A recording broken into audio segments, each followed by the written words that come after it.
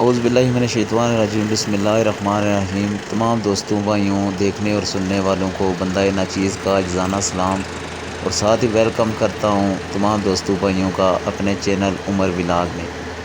दोस्तों, जो आज का हमारा व्लॉग है इसमें हम आपको दिखाएंगे कि ये ग्रेडर मशीन चल रही है और इसके साथ लोडर ट्रैक्टर भी मौजूद है जो सफाई वगैरह रास्ते की कर रहे हैं। और लोडर ट्रैक्टर ये और इस बाकट की मदद से ये गंद और कूड़ा वगैरह उठा के ये साइड पे कर रही है।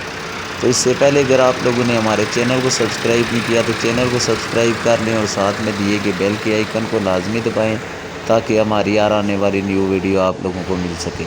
तो दोस्तों, बिना टाइम ज़ाया किए चलते हैं वीडियो की तरफ।